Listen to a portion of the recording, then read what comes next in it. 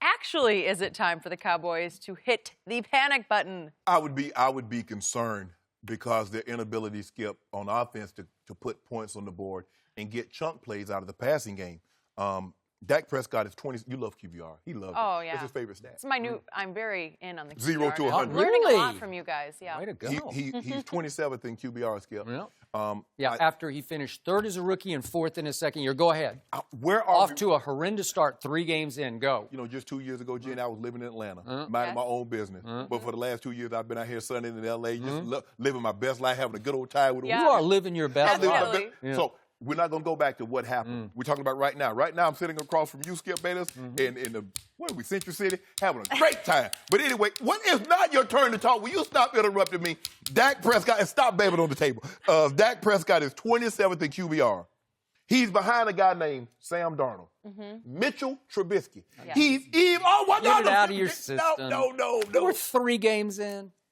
Oh, now we're 3 games in. But if Dak Prescott was the number 1 in QBR, he wouldn't say we're 3 games in. True. And he's also behind Josh Allen. Skip, here's the thing. Now, Jerry, Allen, boy, he was really good last week. Skip, Did you see him at Minnesota? I hope Jerry likes these players. Yep. I hope Jerry likes these coaches. Because why, Skip? Why should he like them? He picked them all. Every player that's in that locker room, Jerry Jones handpicked. Everybody, the only player that's not in that locker room that Jerry Jones wanted is Jason Witten. He retired. Everybody else that's gone, Jerry wanted them gone. Everybody that's in there, Jerry wanted them. Every coach that's in that building. So I hope you like him. Now, Jerry Jones is the type of guy, he's not going to pull the fire alarm, Jenny, until the building's burned down. It's too late then. A little late. Now, you can talk about you're not panic if you want to, but you got no playmakers coming. You got none. Now, you're throwing the ball entirely too much. Dak Prescott is averaging 29 pass attempts a game. Zeke Elliott is getting 16 carries a game, but he's averaging 5.7 yards. Ezekiel Elliott is number one, Skip Bayless, in rush yards. You would think you would flip that. He's 7th in carries per game. You would think Zeke would be getting, because that's what Jerry said. Jerry said in the offseason, they're going to run Zeke. Zeke's going to be getting 25, 30 carries a game because, he's built for it now. He's good. But all of a sudden, you want Dak. Skip won't, because I believe you in Jerry's ear. I believe you like, Jerry, we need to showcase Dak. That's not how you're going to do it, Skip. You assemble this offensive line to run the football. But all of a sudden now, you want Dak to drop back and throw it like he Brady, like he Rodgers. Oh, for that matter, like he Pat Mahomes. Pat Mahomes, old little Patrick, doing it big time. He is. Skip, run the football with Zeke Elliott and then play action off it. I agree. You asking Dak to throw to those guys, Skip? First of all, thank you. Correct. True. At best case scenario, Skip, your tight end, if you got one tight end that might be a third tight end on someone else's roster. Everybody else could not play. You know what? I don't think they could make any other roster. Go ahead. I'm going to say one of them could be a third tight end. But the receivers, they're what we call twos and fuse, Jenny. But they're more fused than twos. So I'm not so sure. I think they're threes and frees, as in they should be free agents right now. At best case scenario, they're the third option. But some of those guys, Skip's got to be number 1 and got to be number 2 options. It's not defensively, they're fine because I believe they can hold teams, but they're going to play the Falcons. They're going to play the Saints. Skip, you and I both know you're not winning those games 17-14. You're going to have to score points. And your team's in trouble. Your team's in trouble. Just gloat, laugh, revel. You think I take pleasure in this? Oh, do it. You live for it. You are living your best cowboy hating life. That's what you're living. Yeah, you got it. Way to go. Little Duval. Where is he when we need him? Oh, he crying because Jags took that L on Sunday. He did. Oh, gosh, true.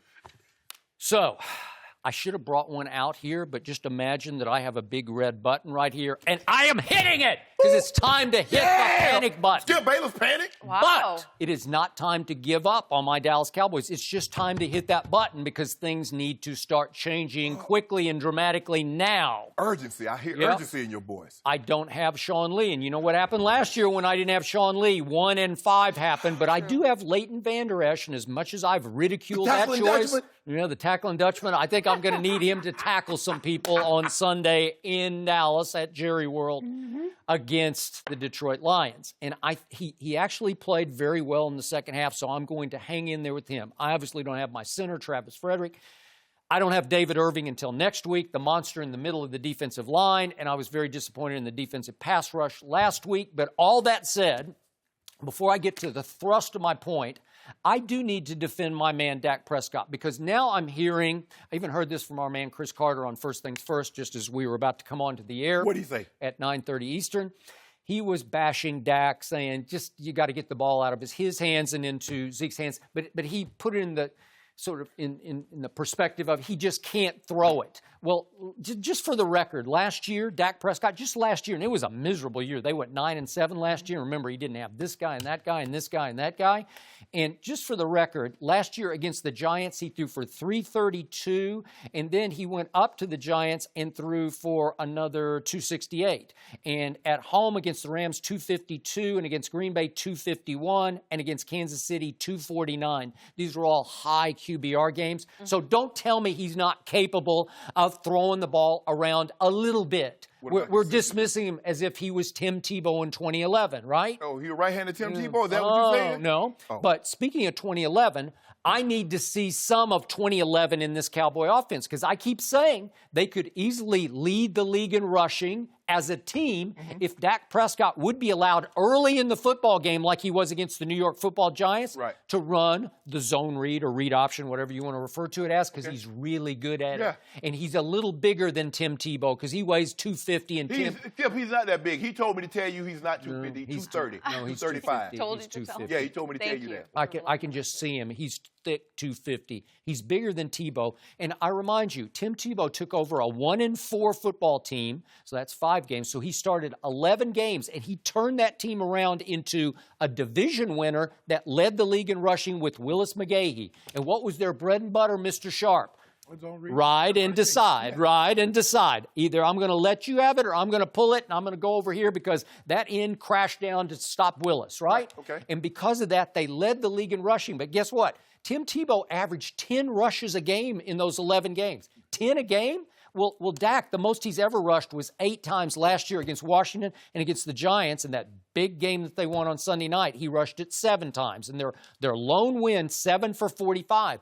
You got to let him do it. Did he do it at Seattle? The first zone read that I saw him run was midway through the fourth quarter when it was too late, right? But Skip, if you're going to let him run the ball 10 times, he won't be able to throw it 29 times. Okay, well then fine. I'm fine. He doesn't need to throw it 29 times. And I told you, Zeke is poised to have a monstrous year, like a record-breaking year. He's still on a good pace. And he's averaging he's averaging 90 yards a game. And I told you he's going to have to run his way into condition, and it's happening right before your very eyes. He will get stronger and stronger as the year goes. So can they win running the ball mostly and playing defense? Yes, they can.